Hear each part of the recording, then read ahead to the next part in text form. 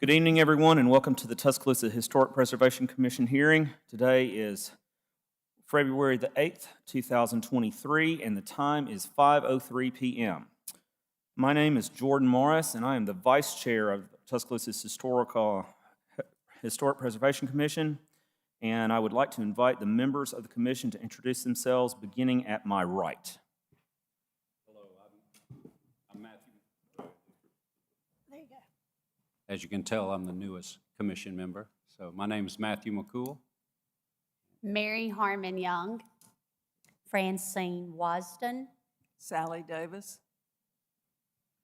And I'd also like to invite the city staff to introduce themselves. Chad Hobbs from the Office of the City Attorney, and Hudson Cheshire, also from my office. Emily Hayes, Neighborhood Resources Coordinator. Jonathan Bowen, planner. The general purpose of the HPC is that we serve to preserve and protect the buildings, sites, and structures of historic significance and interest in Tuscaloosa's historic neighborhoods. We are governed by Chapter 20, Article 2 of the Code of Tuscaloosa, which includes design guidelines that are posted on the city's website. Our decisions are based on these guidelines and do not consider use or occupancy. We do consider such factors as architectural style, appropriateness of materials, and how the structure relates to other structures in the immediate neighborhood in determining the appropriateness of the application. Any approval of an application requires 5 affirmative votes. If the certificate is approved, please be aware that there will be a final inspection by city staff of approved applications to ensure compliance with what was approved by the commission. This is a public hearing. It is televised live on local cable, streamed online through Facebook, and is being recorded to be posted on the city's website. We ask proper decorum, civility, and respect for others at all times. Prior to this meeting, notice was sent to the adjacent property owners, and the public has been notified of the applications to be presented tonight. This hearing is a chance for the applicant to present his or her case, for the public to make their views known about the project, and for the commission members to gather relevant facts about the application before making its decision. City staff will introduce the application. The applicant will have the chance to make any comments. The commissioners will then have an opportunity to ask the applicant questions about the case, and then I will open the hearing for public comment. At the close of public comment, the commission will then discuss the matter and vote on the application. Any person wishing to speak on or behalf of another person, group, or entity shall provide written authorization to the chairperson from the person, group, or entity being represented. Immediate family members, this is defined as a spouse, parent, or child, do not have to provide such written authorization when speaking on behalf of another immediate family member.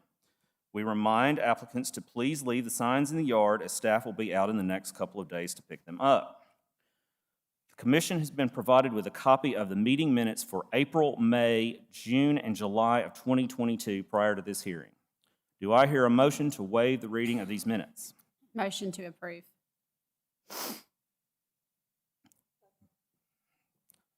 All right. I hear a motion in a second. All in favor, beginning on my left.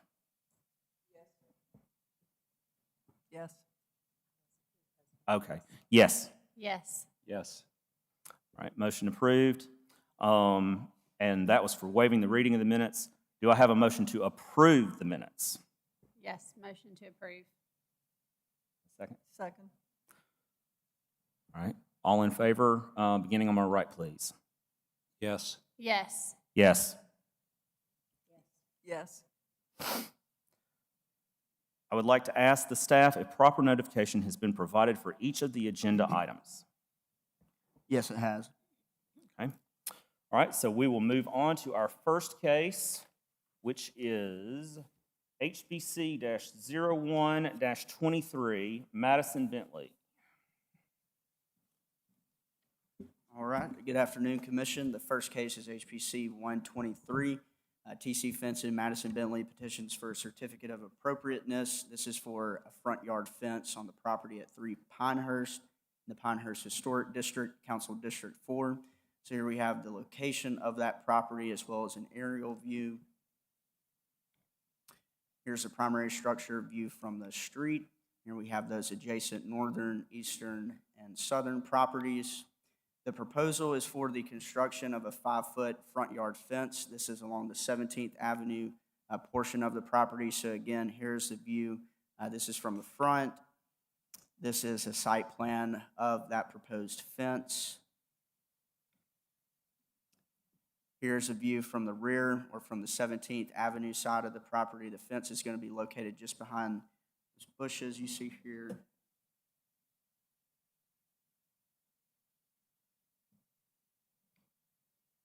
Here again is another view from the 17th Avenue side of the property. So this is the fence just to the north of 3 Pinehurst. We have a location of that. And this is the fence that's directly south to Pinehurst. All right, the materials, this is for an iron fence. So you saw a previous or a similar application in December. This is a different fence material, different height. This is for an iron fence. Here are that material spec sheets for the iron fence. And here are our applicable design guidelines. We did receive one public comment in support of this application, and the petitioner is here to speak in person. Are there any other questions for staff? I'd like to invite the applicant to come to the podium. Please state your name and address for the record, please. Madison Bentley, 1465 18th Street, Tuscaloosa, Alabama. Okay. Is there anything that you'd like to add to this application that staff didn't cover? I think that's good, and we hope that kind of plays a role with the iron on the front. And I mean, it's super see-through, so I think it'll look good back there. Okay. We may ask you to come back up if there are any other questions from the petition or from the commission after we hear public comment. Okay. We have one person signed up for public comment on this petition. I'd like to invite you to come to the podium, please. State my name. Please state your name and address for the record, please. I'm Tricia Stone, 20 Pinehurst Drive. Let me read my remarks. On behalf of those who expressed concern about the fence in December, I want to say thank you to the Dunningtons, to TC Fencing, and the Commission of the City for listening to our concerns. We're especially appreciative for TC Fencing for listening to the committee's recommendations and seeing them in the design plan that was resubmitted. I felt like we needed to acknowledge that. Poor Madison was like Custer that night. The application states the fence will be 5 feet in height. I went out and measured and provided to the city and the commission the heights of the adjacent fences and walls for you to determine if that complies with the guidelines. The application also fails to mention how far the fence will be from the road for the code's sake, but I will assume it will be in line with the adjacent properties, and I guess y'all can discuss that after I speak. But I would also like to state for the record that we would appreciate, should the homeowner want to, also have a fence on the Pinehurst side of the property that matches the design, height, and material of the 17th Avenue side, instead of the previously approved design, height, and material the city approved under its expedited review process. We would also like to state our objection to this expedited process concerning a matter where the design obviously conflicted with the design guidelines, and we disagree with the city's perspective that the entire project could not be halted and brought in front of the committee for a certificate of appropriateness review. Should the Pinehurst side yard project continue as approved, the monument will be a monument to a process gone awry. Finally, we want to offer our support to the city and to the commission to help in clarifying codes, processes, and procedures that will help the HPC process be more thorough, consistent, detailed, and transparent. To expand upon our subject here, we want to mend fences. In materials sent last night, I outlined several instances where a lack of process causes confusion and increases the amount of energy required to seek clarification. I also sent a study that documents how living in historic neighborhoods and being governed by commissions and policies such as these in Tuscaloosa increase our property value. Tuscaloosa has a unique place in Alabama history. It survived wars and weather. It's been the capital of the state and the capstone of the state's higher education system. Preserving its architectural past is part of creating its future.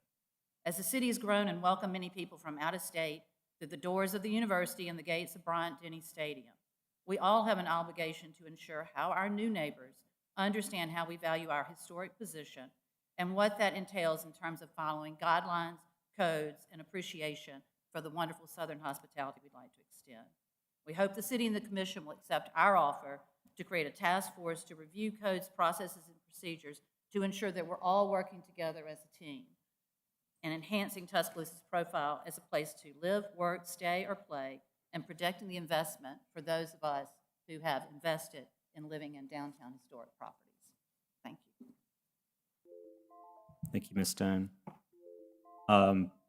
Is there anyone else here that would like to speak in related to this case? Seeing none, we'll close the floor to public comment, and we'll open the floor to commission discussion.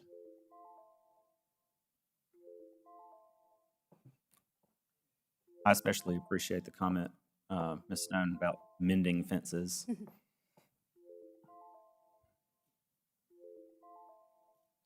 I certainly feel that this is indicative of the fact that our concerns at the previous hearing were heard on the part of the applicant as related to material, transparency, context, et cetera. As far as the location of the fence and where it is, we certainly could clarify that in any kind of motion that might be made. So I think that could easily be addressed.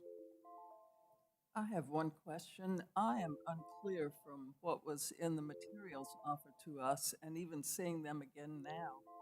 Where is the south side, the south end of the metal fence going? Does it just stop after the driveway, or is there another piece that goes back towards Pinehurst itself, away from 17th Avenue? One, may we have the slide that shows that line on the aerial brought back up? And I would ask the applicant to come back to the podium to address that question.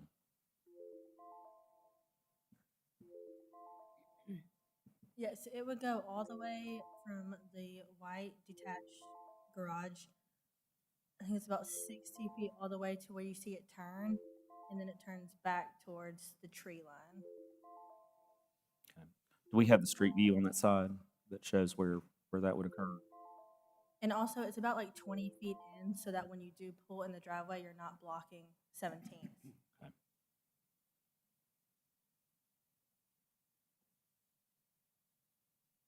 So I see the angle there as it heads towards the trees. What happens to it then? You can't see it very well in that picture, but there is some trees, and you just can't keep going straight right there because of that big tree in the corner. Uh-huh. So it kind of follows the grass. I think that's, yeah, that would be right after that tree. Yeah, it like Yeah. cuts in. It grasses. goes towards the front. Towards of the- that way. Hmm. And then where does it end? Right when you get to that tree line on the other side. Oh, it just stops there. It doesn't connect. Well, that's to where the old fence, the one that was approved last time, picks up. the wooden fence. The California style with the wood fence is on the front, and then the not wire, but the garden fence is down the sides. Okay. That something grows on? Is that what Yeah. you mean by garden Mhm. fence? Yeah, Okay. I did push for it to all be the steel, but I didn't get a yes on that. I might try again after hearing her concerns, but because I do think we did take into account the back was going to match all of that, So now that the back hopefully gets approved for the steel, it doesn't really match the original plan. You know what I mean? So I am trying on that, even though it did get approved the other way. I'm pushing for it to all match. Okay. While we have the applicant at the podium, any other questions? Thank you.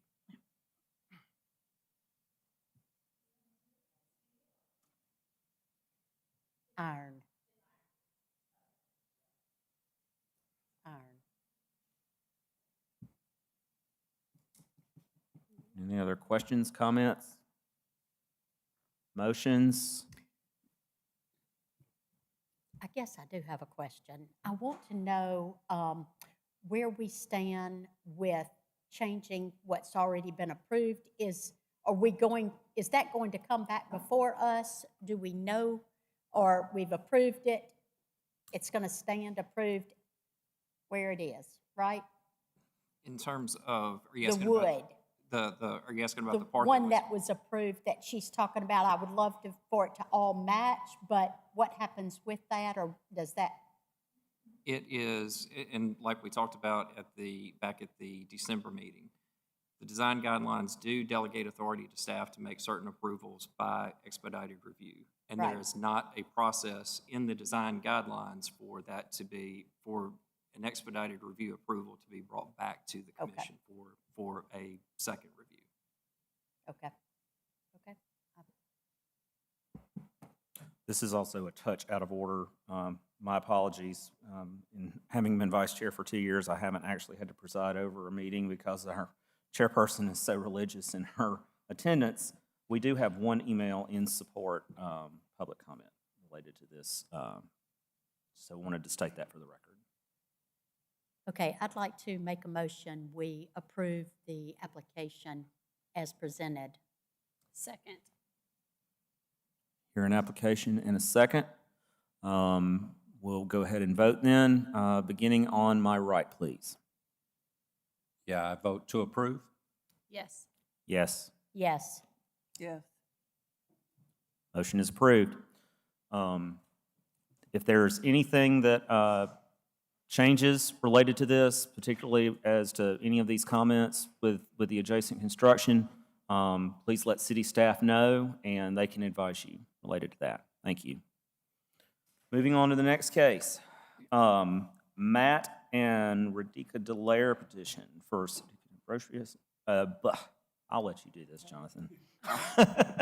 Next case, we're going to jump ahead. This is HPC 0523, but Matt and Radika Delaire petition for a certificate of appropriateness. This is for a material change to the roof on the primary structure at 310 17th Avenue. This is also in the Pinehurst Historic District. So again, here's that location of the property, as well as an aerial overview.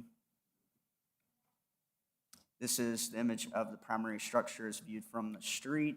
Here we have those adjacent northern, eastern, and southern properties. So the proposal is to replace the existing shingle roof with a metal roof. So again, here's that primary structure. These are some of the images provided by the applicant that shows different angles of the primary structure. The roof is not as easily seen from the public right-of-way. Here we have an example of what that roof would look like. Materials are for a metal roof. Here we have those material spec sheets. Then we also have some images provided by the applicant as to what that roof would look like. And here are our applicable design guidelines for roofs. We did receive one comment in opposition to this application, and the petitioner is here to speak in person. Any questions for city staff? Thank you. We invite the applicant to come to the podium, please. Please state your name and address for the record. Radika Delaire, 310 17th Avenue. Is there anything that you would like to add to the staff presentation related to your case? I provided, as you saw in that photo, metal roof is a approved material. And when I spoke with Beacon Roofing Products, I asked them about, because it says on the non-approved material corrugated metal. So I said to them, is this that you quoted us corrugated metal? And they said, no, it is what they refer to as supreme rib, which is the middle one you see. And so that is the product that we've chosen to go with in this case. And again, because the roof is not visible from pretty much any angle, seems like it would be okay. I understand that if your roof was extremely visible, that the standing seam may be more desirable in the way it looks, but they're both appropriate according to the guidelines. Any questions for the applicant? Is this a flat roof? I mean, I couldn't It's tell not from completely flat, it's just slightly, slope from side to slightly side. sloped, so you can't really see it from the road angles.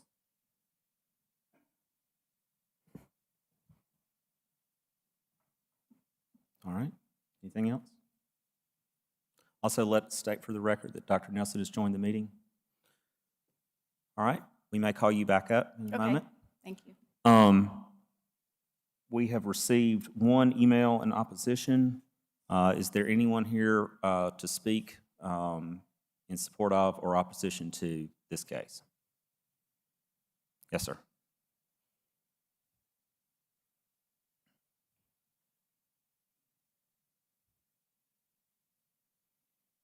My name is Robert Deason, excuse me, 402 17th Avenue. I sent the letter of opposition. This is corrugated metal. Anything that is rolled through a roll former, and it's a wide piece of metal, and it's rolled to have stiffening ridges put on it, is corrugated. I sent the photos of that. It's exposed fasteners. This commission has never approved exposed fastener materials. They've always approved standing seam with concealed fasteners. I think you can see the roof. I went today and looked at it and took some pictures of it. You can see the roof from the road. So that it doesn't matter. If it's inappropriate whether you can see it or not. I think the people that are going to put this on for them are, they're not roofers. They're having problems now around their chimney. They're going to have more problems when they put this up to the chimney and they don't really know what they're doing about flashing it in. Jordan, you know what I'm talking about. This will, in my opinion, hurt the value of their house, and I think it would devalue their house. I think it would devalue the neighborhood by putting this type roofing on a roof. Their intention is to nail it over shingles, to install it over shingles for a second layer of protection, as she told me. When you put it over shingles, you're drilling holes, you're putting holes through it, and you're going to have twice as many leaks as you had before you started. You have to put a self-sealing membrane down before you put this material down. You don't put it down on top of shingles because they're not self-sealing. So, in my opinion, I think this should be rejected.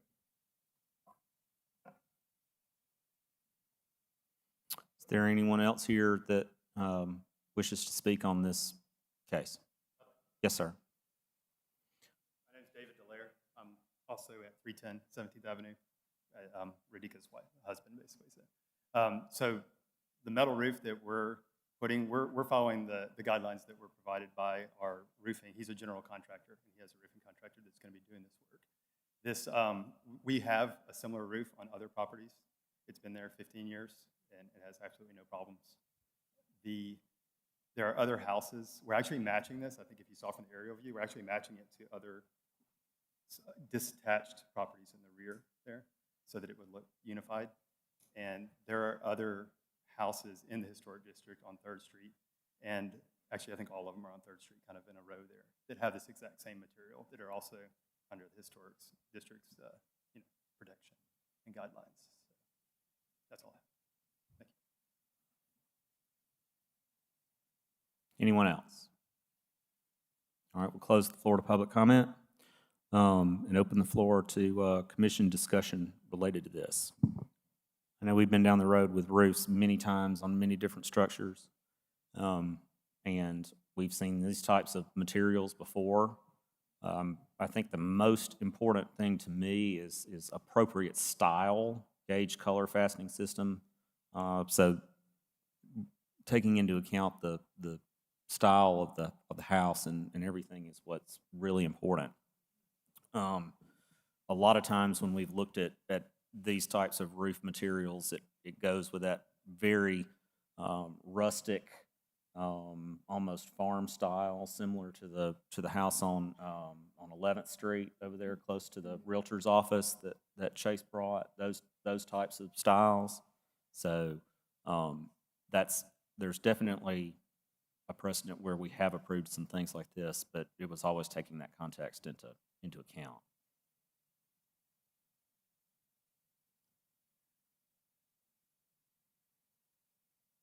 Would you consider this like a Spanish architecture, Mr. Architect? It has that kind of southwesty California style to it. There's something to be said for probably the intent at the time was to make the house appear like it had a flat roof on it. And so what material there was, and I understand Mr. Deason saying you can see the roof of it. I'm pretty sure the intent when they built it was to minimize the ability to do that. And there aren't a lot of houses in the historic district that have this style.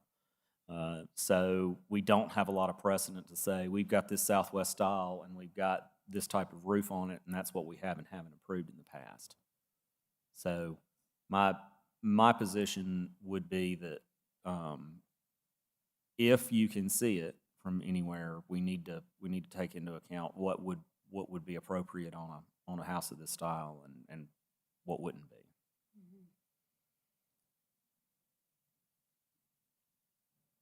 And this is the only picture, Jonathan, that we.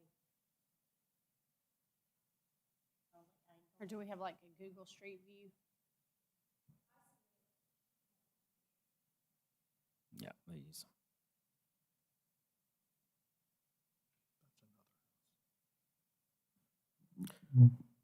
Jordan, what's the deal on the fasteners for the roof? Would these be hidden or are they? They're exposed. They're I mean, it exposed. said in the application that they would be exposed. Unless I'm incorrect on that. I think I remember. Yeah. Yeah. Yeah. Gotcha.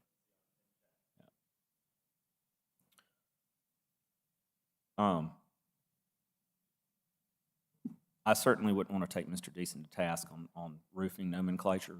You know, there's something to be said for, again, back to the appropriate versus inappropriate locations and context, in my opinion, more so than getting hung up on corrugated being an inappropriate or an inappropriate material.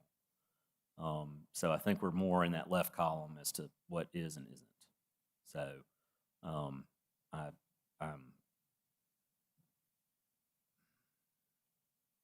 kind of on the fence here. I hate to use that word. Yeah.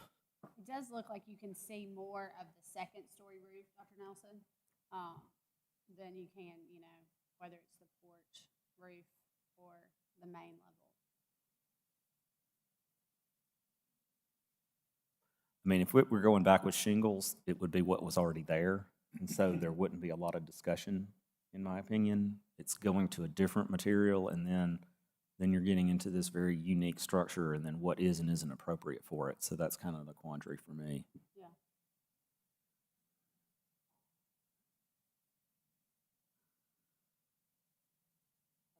Homes in the area with using that on that same street or across the street? I know they showed, is it y'all's detached garage or is it a neighbor's? Their detached garage, and if you'll go back to one of those pictures, you can see it has, there you go. And then that detached garage really has the style somewhat of a house that is more appropriate for having that roof on it Yes. versus the house It doesn't itself. necessarily match 100%. I'm not aware when I drove through there today that, the new one that's going on the corner, they're doing like that Spanish tile that we saw, I can't remember, maybe 2 or 3 months ago. And they're at number one. Mm-hmm. Is this the photograph of the detached garage? Yes. From a Yes. different angle? Mhm. Okay. It is. And is that identical to what's going on?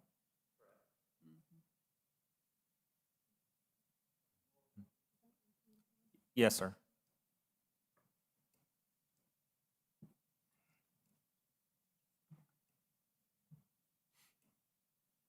I've lived in that neighborhood, I've lived in my house for 32 years, for 30 years. This material was installed, was not the original roof on there, and it was installed without approval from the commission, as was a structure in their backyard that was built without approval. Two wrongs don't make a right.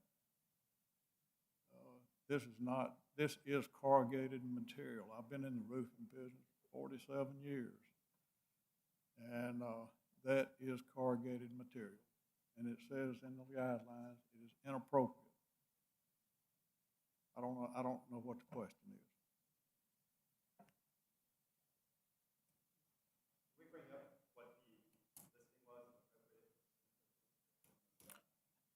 Yes, please come back to the podium if you wish to speak. To address that, the structure that was shown there in the back, that was there when we moved in. That's another garage apartment. You know, we've lived there for 12 years-ish. I think what he's referring to is actually a tree fort, which we don't have a picture of, which is in the backyard, is as an inappropriate structure. So it's something for the kids. It's removable when they get older. It's not that picture. I just wanted to diffuse the confusion that garage was there. I don't even know how long before my time. So, yes and yes. Well, I just wanted to say, when I called Beacon and I said, this is what we're doing, we're putting a roof on we'd already talked to them a couple of times, but I called back once I was aware that there was going to be a concern about this material. And I said, I'm calling to confirm the material that we're going to be putting on our roof, and the rules say that, or the guidelines say it's not, can't be corrugated metal, is this tufted rib, which is what you gave me the spec sheet for, corrugated metal. And he was like, that's not what we would consider a corrugated metal. It is a lesser quality look than the standing seam, but when we say corrugated metal, when he said, when I think of corrugated metal, I think of that flimsy material, and I said, well, I need you to, that's where I asked him to please send me photos of this so that we could be clear on when I say corrugated metal, what that means. And that's why he sent me the 3 photos of them all side by side. And I talked to a couple of other people, and I said the same thing, corrugated metal, and in their mind, they're thinking that, you know, very flimsy material that you would put on like a shack. So obviously, the quality of the material that is, whether it's corrugated or whether it's not, or whether it's supreme rib, which is how they referred to it when we spoke with them, it's a quality material. You know, whenever you're doing any kind of home repair, there's always various qualities of material. You can go with the best quality, you can go with a middle quality or a lower quality. So we've had, like my husband said, we've had this same material on another house for 15 years. It's been perfectly fine with no trouble. And obviously, it's been on the apartment, you know, for 12 years, so it's been there 12 years too. So you cannot see it from, I guess if you looked really hard, you could probably find one spot where you're driving and you can be like, what material, what roof do they have? You cannot see the roof, generally speaking, from driving around the neighborhood. It's not a big part of the look and design of the house. So we can get in the semantics of corrugated metal and all that, but in my mind, and in the mind of the vendor who is providing this product, I said, is this corrugated metal? And he said, no, let me send you pictures of what I would refer to as corrugated metal. And that's how the pictures came. I think it's important to note, too, that this is a residential product. You know, I know the folks that are speaking out against it, they're in the commercial roofing business. We can't afford a commercial roof, right? This is a residential project that was, you know, the product and everything that Radhika just said was given all that information from a residential roofer. And this is something that, like I said, we've used before, and it's, you know, it's a perfect, it carries a 25-year minimum warranty on it, right? Just like any shingle would. Okay. All right.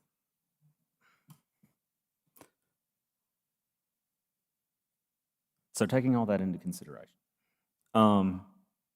you had made a statement earlier, Ms. Waston, and so if you'd like to go ahead and make that. Would you consider at all the flat, that wouldn't be seen as much rather than, would you consider that at all in changing that, or? There was the other picture that, There's only those three middle options. And Okay. so whether we go with the standing seam, which is one of the options that's considered like a premier material, the one on the far left, or we went with the one in the middle, it's not going to make a difference on how much you see from the road. that's my question. That's not, there's no difference in that part. You're still not going to be able to see it. Like, I know it looks thicker here. It does, and it just. It looks thicker, but when it's actually there, it's not going to be significantly different in terms of height. Like, you're still not going to know unless you really wanted to find out.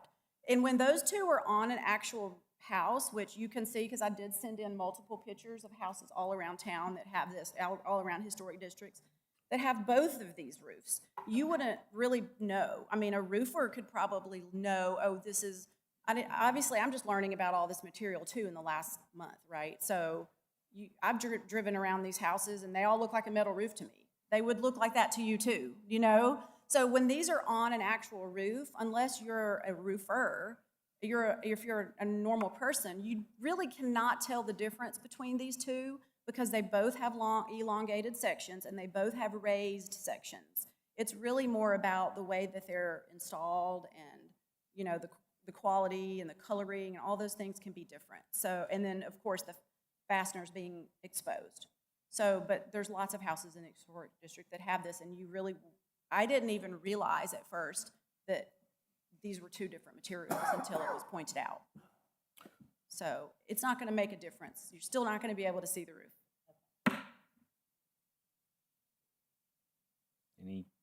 Any other comments, questions for the?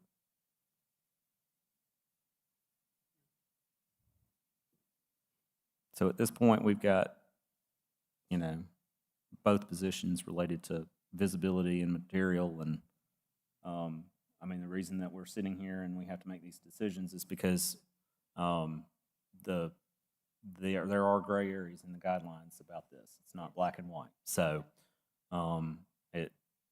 there's a position on either side as related to this, and particularly with the vantage points of seeing the roof on there, and all of that would be something that you would definitely have to take into account for making a decision. I believe with the information that we've received. Oh, I'm sorry. I believe with the information that we've received that, and the work that the homeowner's done, I believe the material meets the guidelines. I can't see, I can't see the difference really. And you know, from the pictures that they've given us and riding by, I don't think that's one of those things you're going to be able to see, and it would be an attention getter, I guess, is what I'm trying to say. I don't think you would stop and say that this house has a roof that would not be appropriate with the information that we've received tonight. So. Is that a motion? I make a motion that we approve. Do I hear a second?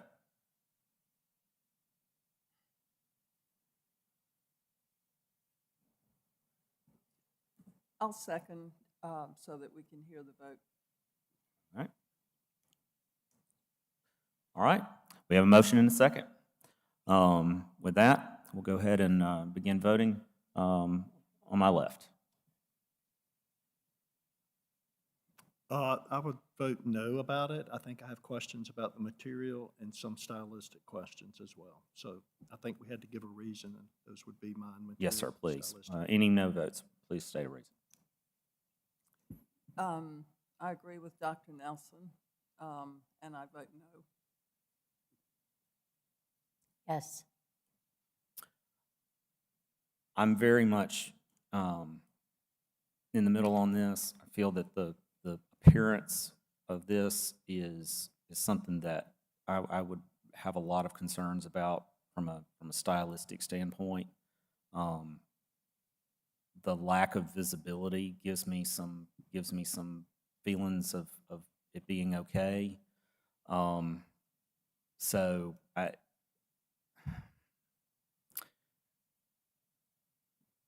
I'm going to go ahead and I'm going to say yes.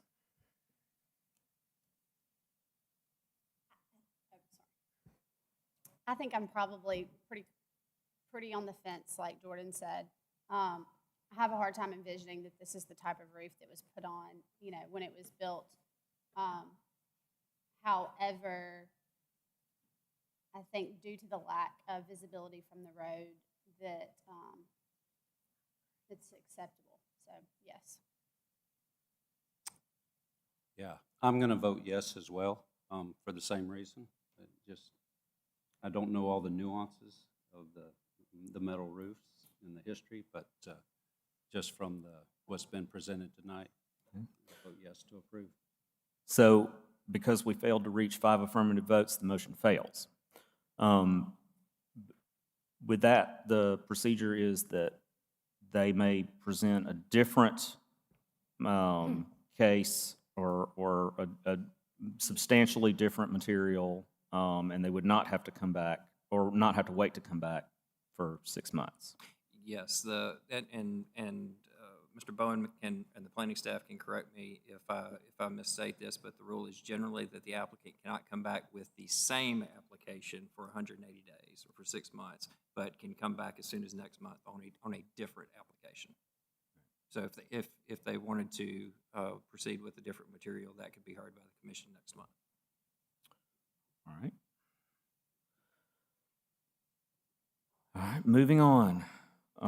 Case HPC-02-23.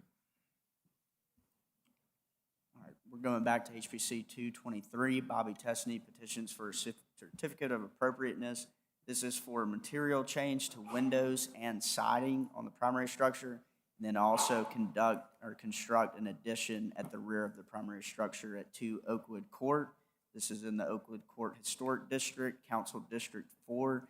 So again, here we have the location of that property, as well as an aerial view of the property. This is a primary structure view from the street. Here we have the adjacent eastern, southern, and western property. So the proposal is to remove all vinyl siding on the house and replace it with hardy lap siding. Also to remove all existing single-pane windows and replace them with new double-pane aluminum-clad windows. And for the addition at the northeast corner of the rear of the primary structure, this addition would also include that hardy lap siding and trim, as well as 2 fiberglass doors. So again, here we have the view of that primary structure. This is a closer view of some of the windows.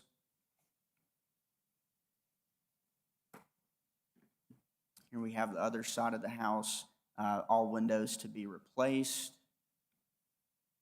Here's a view from the rear yard.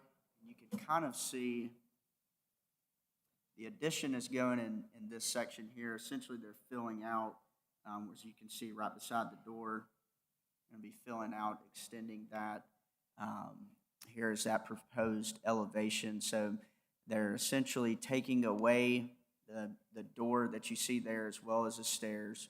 They're going to put an addition and then go back with 2 double doors, put stairs, and leave those existing windows. This is just for that little section on the northeast corner of the house. The materials are hardy board siding, aluminum-clad windows, as well as a fiberglass door.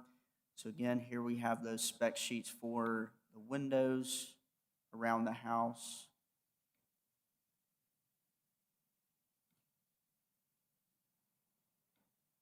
And here are those 2 fiberglass doors that are going on that new addition. And then here we have the applicable design guidelines. We did not receive any public comment for this application, and the petitioner and his representative are here to speak in person. Any other questions for staff? Hearing none, will the applicant come to the podium, please? Please state your name and address. Yes, sir. I'm Pat Roberts. I live at 3816 64th Street Northeast. Is there anything you'd like to add? Not really. It's pretty self-explanatory. Getting rid of vinyl siding, add new windows. Filling out the corner of the building will just unify the whole back line of the building instead of creating that offset. It's part of a funky addition, little shed roof section. Going to unify the shed line where it's staggered. We're going to make it all one roof line. So, adding some storage space and making it like it should have been to begin with, I think. So, that's about it. Any questions for the applicant? Hearing none, we'll open the floor to public comment. No one was signed up. Is there anyone here to speak in favor of or opposition to this application? Seeing none, close the floor to public comment and open the floor to discussion by the commission. We've got all approved materials here. There's a good bit going on, but it is pretty self-explanatory. Motion to approve as presented. Second. I have a motion and a second. We will vote, beginning on my right, please. Yes? Yes. Yes. Yes. Yes. Yes. Motion carries. If anything changes, please let city staff know, and good luck. Thank you. Moving on, HBC-0323. Next case, Roger Buck petitions for a certificate of appropriateness to construct a front yard fence at 1715 Deering Place. This is in the Deering Place Historic District, Council District 4. So here we have the location of the property as well as an aerial view. So here's the primary structure. You can see the fence is already there. So they're retroactively asking for permission to have that fence. So here is the adjacent northern property, eastern, and the proposal is for that front yard fence. So here again, you can see that the fence is already there. This is a view going down Deering Place. Note they do have a fence in this section. That fence has been there long before. So really it's just this portion off of Deering Place. Here we have the before the fence was installed. This is after the fence was installed. And here we have a good site plan that shows all in the red of where that new fence would be located. Any questions for staff? Did they match the existing fence? I will let the applicant answer that question. So initially, it was indicated this would be a temporary fence. I believe it may be proposed to be a more indefinite fence. So I'm not sure exactly what the existing material is, but this is the material spec sheet for what was put out off of Deering Place. So the new portion of the fence, it's a powder-coated steel. But I'll let that petitioner answer that question. Any other questions? Okay. Hearing none, we invite the applicant to come to the podium.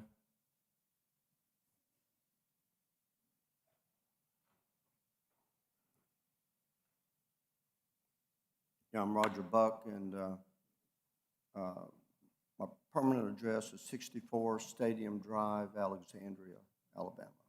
Yes, sir. 36250. Thank you. Is there anything you'd like to add to the staff report? Well, the fence is not installed. It's just stuck about 3 inches between the sidewalk and the new sod, which is very soft. And I did it hastily to serve as a deterrent from dogs urinating on my lawn. That's all that was for primarily, but I'm here to get approval, and for a permanent installation, it will be installed properly, with proper distance from the curb. But right now, it's a foot shy of the 10 feet rule. It's just between the sidewalk and the sod.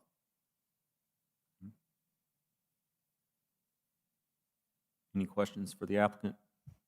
So you would use this as a permanent fence then, if you get approval? It certainly can be. And it's going to match what is already there? Actually, it does not. What little bit of fence there is on the Queen City side, I've learned that's not original to the property. You'd have to go way back to see from the previous owners. They're the ones who put that up.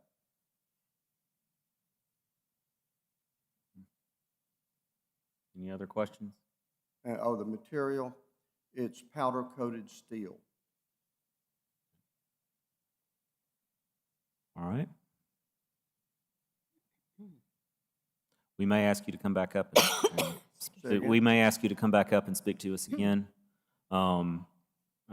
At this moment, if you'd like to take a seat, then we'll see about getting public comment and discussion by the commission. Okay. I have a quick question, if I may, Mr. Buck. If you install it permanently, what will be done that's different from now? Well, if you look at the picture, the stakes are about a third in. Uh-huh. In fact, I did it myself. I just push it with my own hands. So it's very frangible.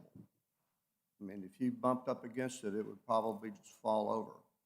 But it does, the problem is that's a very high pedestrian traffic there, almost always walking dogs to the park, in at Shelby Park. And what's happened over the 10, 11 years that I've owned the property, they've completely destroyed the front yard. Because you can put a dog on a leash that's 10 feet or less, but there's no rule that says the dog can't urinate. There is something about picking up poop, but poop doesn't destroy grass. The ammonia in dog urine is what destroys the grass. So that's the motive for me hastily putting it up, because I just installed a brand new lawn. Can I ask the question a little differently? So you're going to push the fence further down in, or will there be concrete to secure it? Or? No, it would just be, it's a no-dig type fence. They're just stakes. Mm-hmm. They would just be hammered completely down, but it would be lined up. So aesthetically, it would be very pleasing. You feel like that would be a safety hazard if a child was walking by or pushed it or fell into the fence or? Oh, no, not if it's installed properly. If a child hit the fence now, the fence would fall over. I was just wondering how you felt about that. No, it would be safe. Any other questions for the applicant? Anything else? Not at the moment. We don't have anyone signed up to speak, but is there anyone here to speak open on behalf, in favor of or opposition to this motion? Application.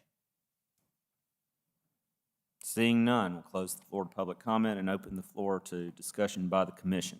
Can we see the spec sheet again up there?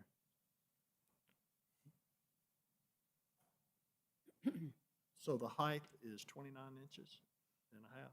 Is that correct? Mm-hmm.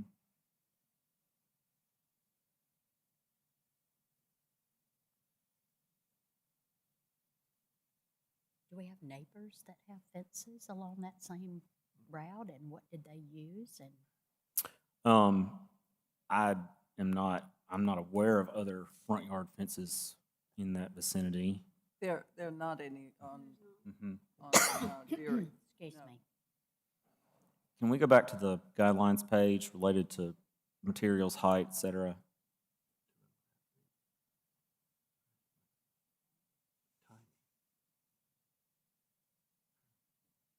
So anytime we've had any of these front yard fences, that has usually been the primary discussion is related to the context. So from a dimensional standpoint, the only thing we have in the guidelines is not to exceed. There are no minimal. Correct.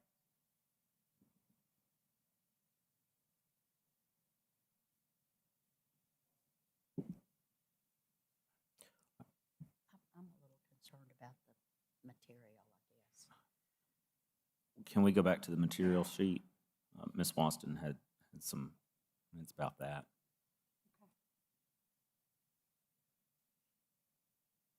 I mean, if it's powder coated steel, you know, that, the whole purpose of this fence in its design is to mimic a wrought iron or fence like that, you know, whether it's steel or aluminum or what that is, that might be semantics, but you can interpret this however you'd like.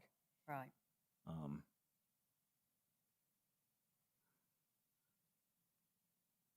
In my opinion, is it's all about the context of the neighborhood and everything like that. Would you Most say of the that time, again? to me, it's all about the context of the neighborhood and Yeah. and It seems, that's what troubles me. It is not in keeping with the overall continuity of that area of the historic district. There's not a single other front yard fence. And I think that's certainly true on 13th Street, which runs parallel to Deering and is part of the historic district too.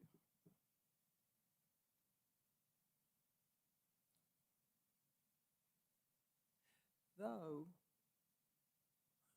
the Swaim home has a front yard fence. It does. True enough.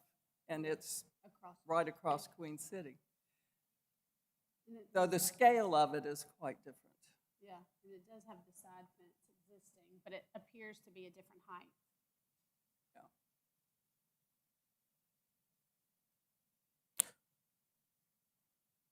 any other comments?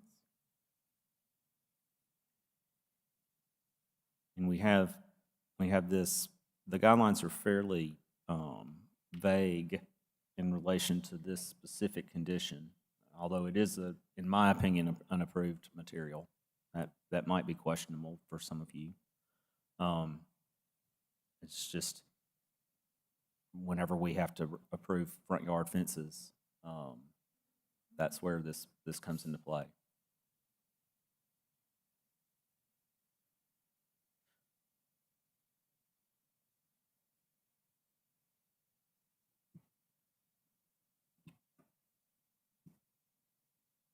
It's obviously not black and white. Mm-mm.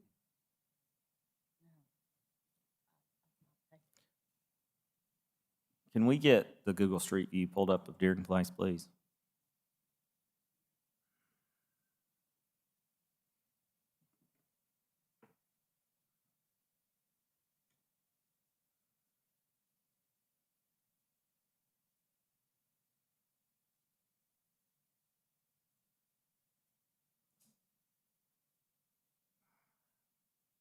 If we can go down in there just a...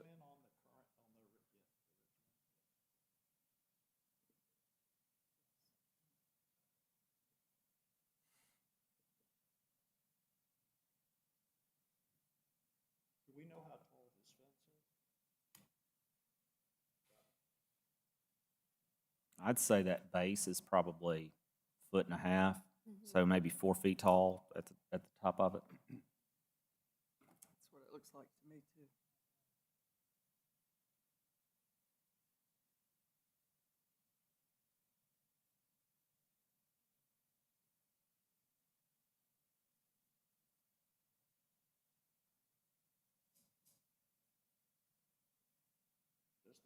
Does the proposed fence meet in at this pillar right here?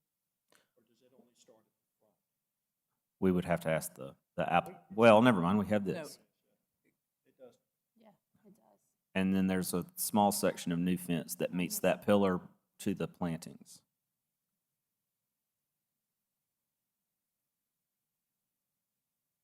I think my main concern is, you know, as you drive down Deering, you don't see any other front yard fences. We have this existing fence on, you know, the west side yard. And this is, it just doesn't, you know, doesn't match. It's a different material, you know, you don't have that brick bottom, you don't have the brick columns, different heights. So I think that's my biggest concern. I agree.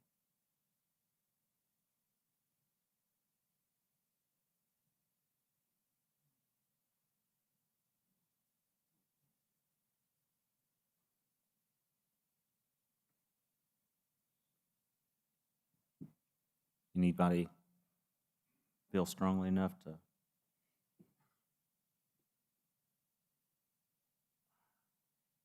Well, it's problematic. I understand why the owner would want to protect his sod, particularly when it's new and vulnerable. But it's not in keeping with the spirit of that area of the district, by and large. That troubles me. The only thing that gives me some solace is that it's short and it's not really permanent. So I have my reservations. Okay. I do as well. I am concerned that they would use this as guidelines for down the road to put something more permanent and it not meet the look of the neighborhood, I guess. You know, this might be a quick fix for something, but as we approve this, it's opening up for something more permanent. I Yes. think that's a good point. When there was discussion about it being a temporary fix, that was one thing. It's the permanence of it and the precedent that establishes.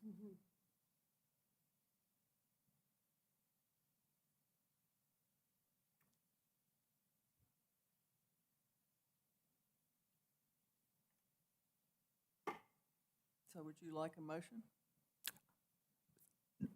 I'm presiding, so it's up to the commission to make a motion and present a second. So, yes. That was a yes. Could have fooled me. I would make a motion to deny. I second. We have a motion and a second to deny. So a yes vote would be to deny. So if you are voting yes, you must state the reason. So we will go ahead and vote, beginning on my right. I'm going to vote yes to deny. I just don't think, based on what I see, it's appropriate for the neighborhood. Yes, and I stand by my reasoning stated earlier. Yes, I agree with the other commissioners. It's definitely, were it a temporary solution, I could see that allowing this for a period of time. It's just, it starts to get a precedent in the neighborhood for something that could be really establishing a lot of this up and down through there, so. Yes. Yes.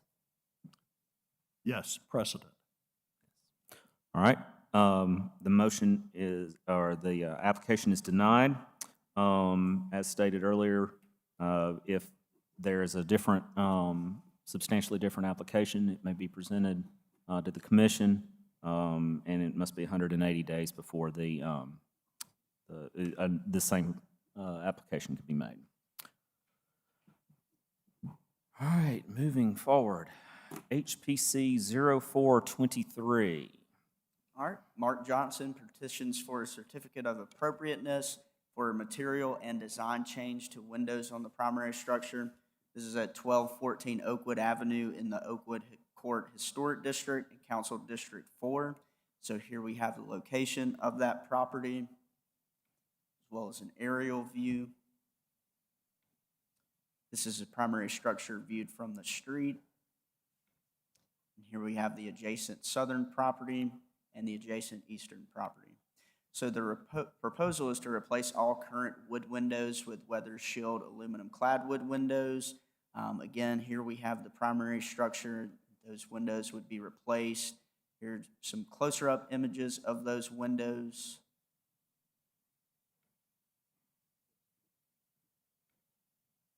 And here are some of the windows on the side of the house. This is to replace all the windows on the house. There's a closer up image of that. The material is for aluminum clad wood windows. So here we have the material spec sheet. And the design of the windows are to match or to resemble those of previously approved materials to the house to the north, house to the south.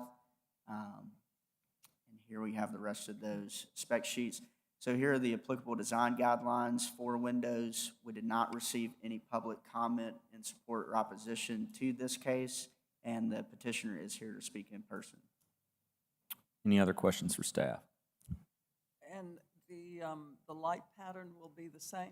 The 6 Yes. over 6? Right, correct. Except for that window you see there, but it would match what's currently there. Okay. All right. The applicant, please come and approach the podium.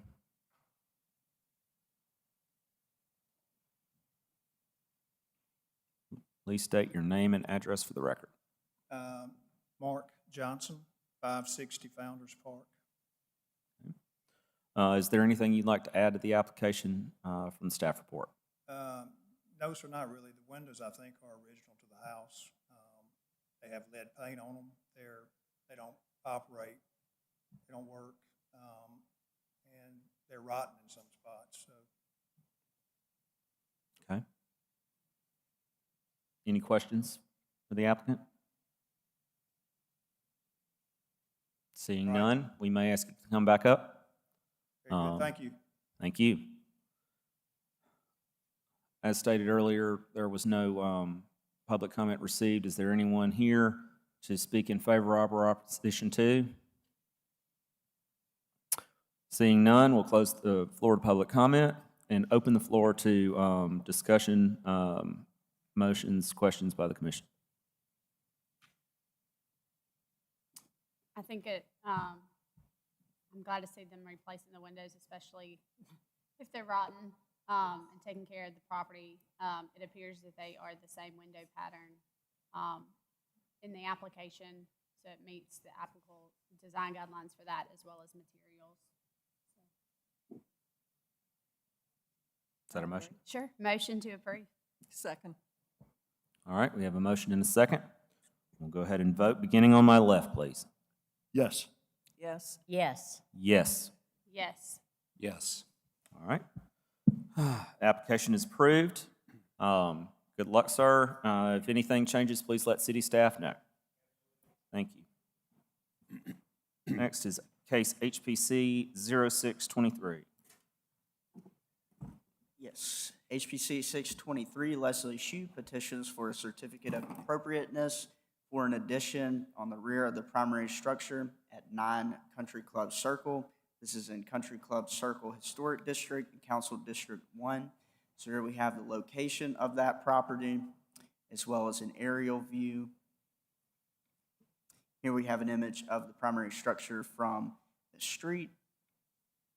This is the adjacent eastern and the adjacent western properties. So the proposal is for an addition on the rear of the primary structure.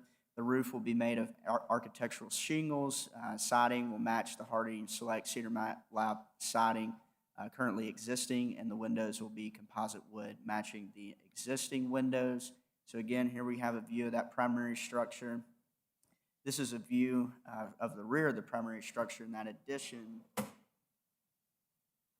will go right on top of that there.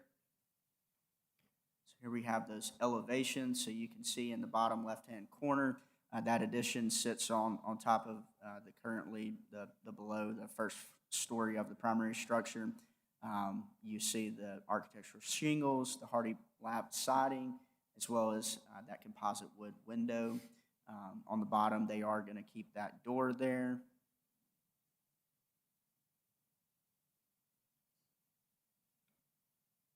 Here we kind of have an overview of the below.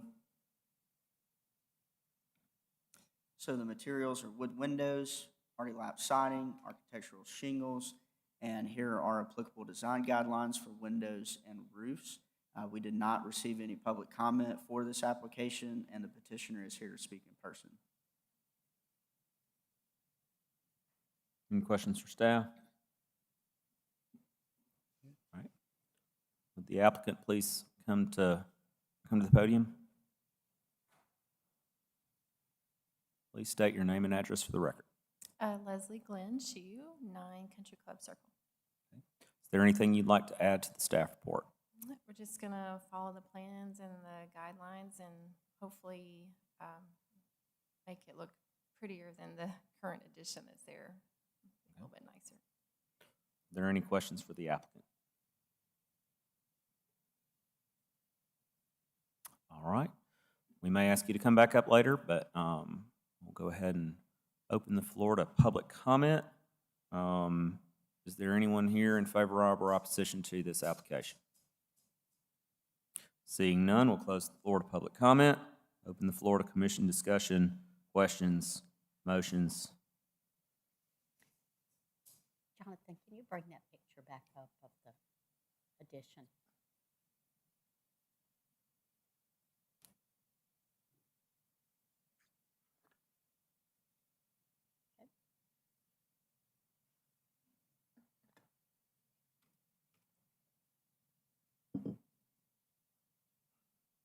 May I see the rear photograph? I mean, this is clearly an addition already.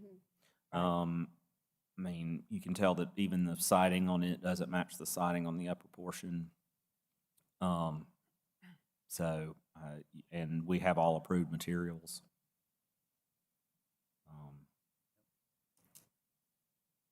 I say motion to approve as presented. I second it. All right, we have a motion and a second. We'll go ahead and vote. Beginning on my right, please. Yes. Yes. Yes. Yes. Yes. Yes. All right. Application is approved. Should anything change, please let staff know. And good luck with your project. And finally, HPC 0723. Yes, Tom Murphy petitions for a certificate of appropriateness to construct a circle driveway on the property. This is at 28 The Downs in the Downs Historic District, Council District 2. So here we have the location of this property. You actually approved the construction of the primary structure back in October of 2022. And this is for the circular driveway. So here's the progress of that primary structure. And here we have the adjacent northern property. So again, the proposal is just for the circle driveway in the front yard. So here again is the view of the primary structure. And here we have the site plan that shows exactly where that circle driveway would be located.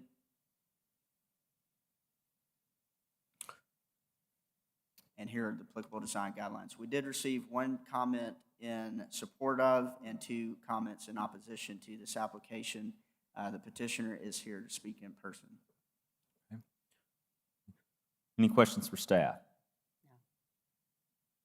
No. All right. Hearing none, would the applicant please approach the podium? State your name and address for the record, please. William Blakeney, 3519 Greensboro Avenue. And I'm actually the contractor for Mr. Murphy. He didn't think he was going to be able to make it tonight.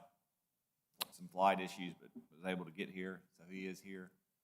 But our biggest things, we're approved. It doesn't show where the driveway original, when it was approved. I guess the first time we came up here, it had the circle drive and the regular driveway, and there was some misunderstanding on what could be approved and what needed to go to engineering or not. But anyway, so I guess for now we're approved for just that side driveway. And Mr. Murphy, he's using this as a game day house. Like he comes to a lot of athletic events and has a big family and friends, and just from a parking standpoint, you just have that small little driveway on the side.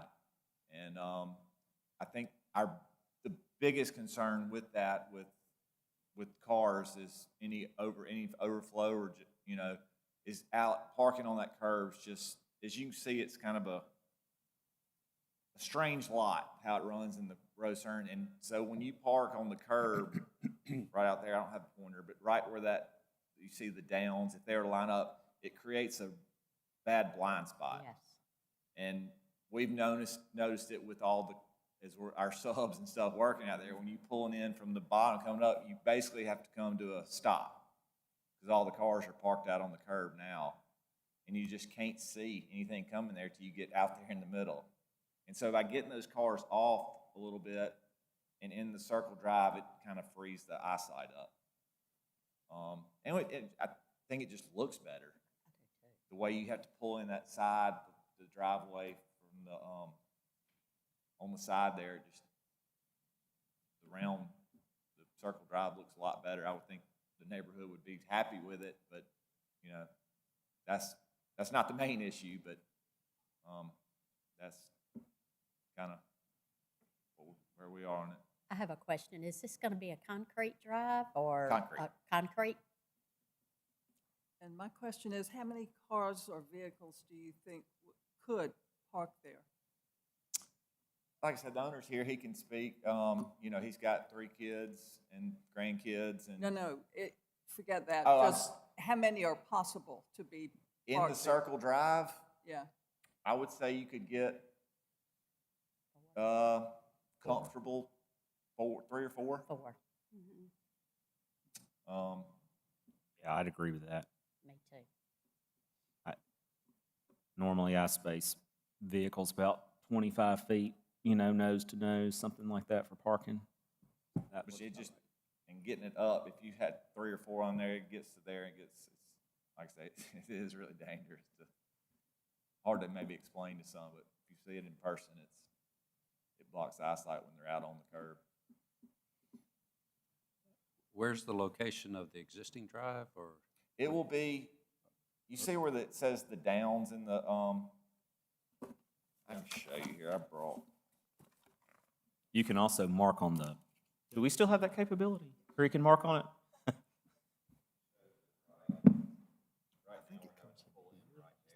Okay. For everybody's. Mark that up for everybody to Yes, can see. you mark that on the, can you mark it on the screen, on the presentation screen for everyone? There's no garage, is that right? No, it's no garage, it's just a, Yes. right there, yeah. Exactly, yeah.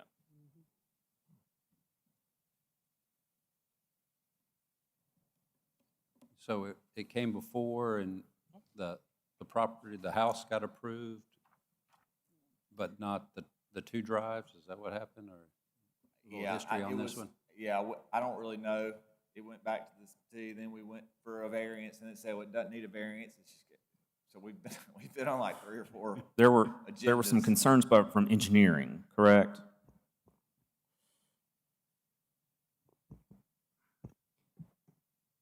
But those all got resolved, I take it. It's just coming back. When the application came before the commission before, it was on the house. The site plan showed the circle driveway in the front and the side driveway on the property as well. But the presentation of the application was that it was just on the home itself, the primary structure, and that both the driveways would be sent to the city engineer's office for approval there. So the commission took no action on the driveways. What happened with the city engineer's office is because there would be a primary driveway and a circle driveway, that would be 3 curb cuts. And the city engineer's office would not approve 3 curb cuts. As I understand, That's right. As I understand the application that the applicant is here on tonight, it's to proceed just on the circle driveway. Eliminate the straight drive. And to eliminate the straight driveway. And just have 2 curb cuts. Yeah.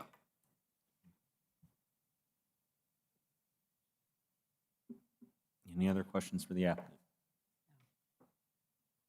All right. Thank you. If we may ask you to come back up and speak to us again. Well, as stated before, we received 1 favorable public comment and 2 opposition public comments. And I would like to open the floor to anyone to speak in favor of or opposition to this application. Yes, sir. Please state your name and address for the record, please. My name is Tom Land. I'm 25 The Downs.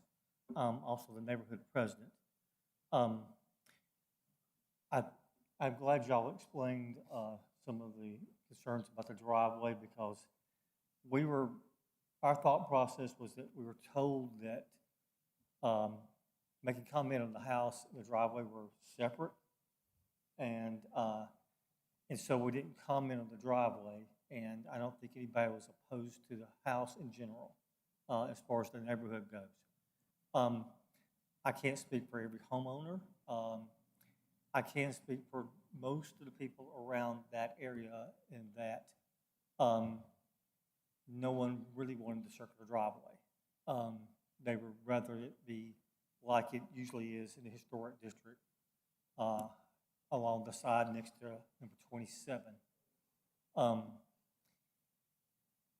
The guidelines were made for a reason. It was to keep the historic districts intact the way they were designed. And the original house, the driveway, if I remember correctly, was on the side next to 27. Pretty much we're not, in terms of the sight lines, we're always concerned about that. And mainly we have tried to make sure people would plant their trees at the proper setback and things like that, because this is a very much a walkable neighborhood. So far, I've not had any complaints about the vehicles from the subs parking there. And in general, the contractor has been doing really well in terms of policing the area, and we have no concerns over that. I think in general, most people would like it to be just like anybody else's house. You have the driveway on the side like it's designed to begin with, and if you have more people in for a party or a football weekend, that's just the way it is. I don't think this should be treated special or anything like that, and that really in general we don't have any problem except for the circular drive. Thank you for hearing us out. Okay. I guess we don't have anyone else, so we'll close the floor to public comment and open the floor to discussion by the commission.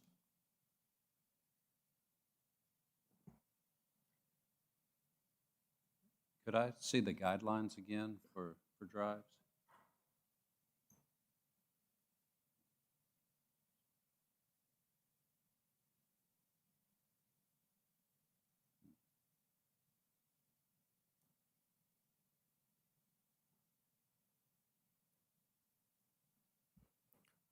Seems pretty clear. This is also a fairly unique lot. Yeah. So I would definitely say that there's some qualifications that go along with that. There have been some comments related to, oftentimes this neighborhood, Hillcrest and Glendale Gardens, have a little bit different feel to them than most of the historic districts downtown do, because they're larger lots. And so there's something to be taken into the thought process there, at least it is for me. Yes, I agree. I think honestly, the circular drive enhances the property the way the house sits on that lot. Had that house been squared up, then the side driveway, I think, would have been appropriate. But honestly, with it being a new construction, I think it enhances the look of the property. And I do think safety in that curve, parking in the street, I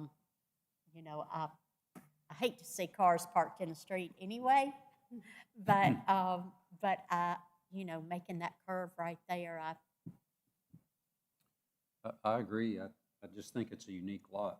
I do too. Yeah, the exception would be for the shape of the lot and Correct. the location of the lot and the traffic hazard, I think, which is persuading me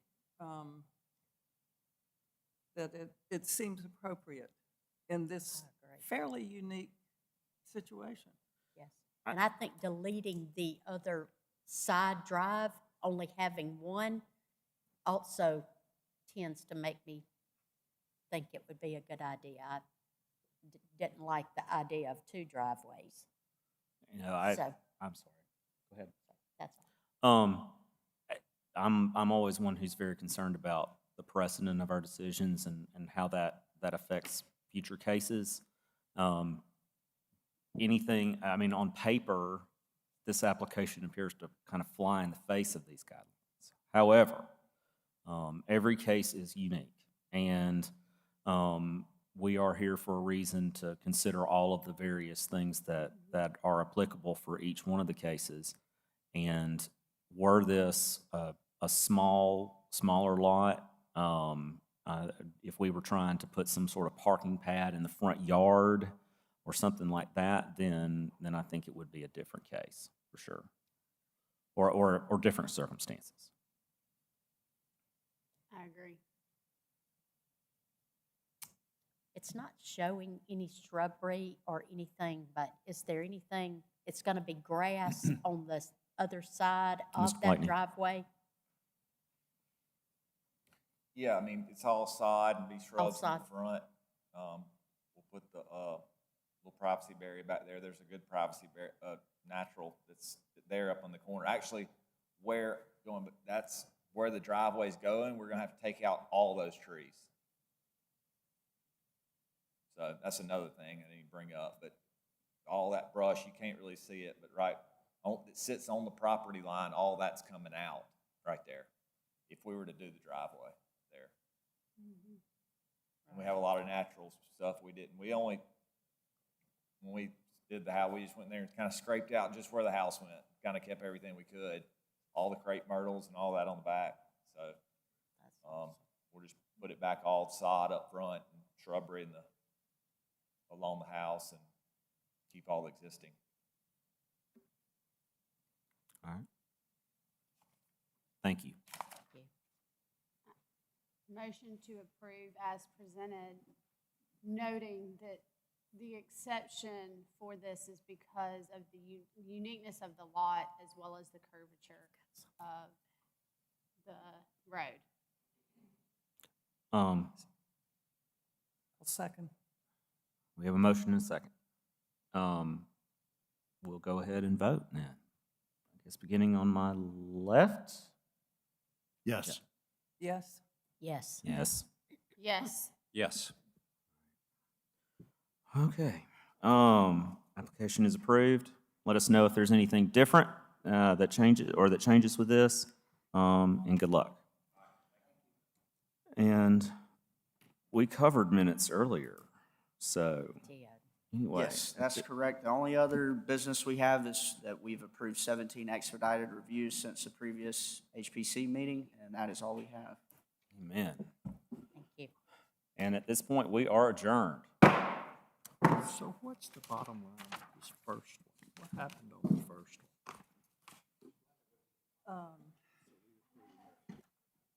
The new metal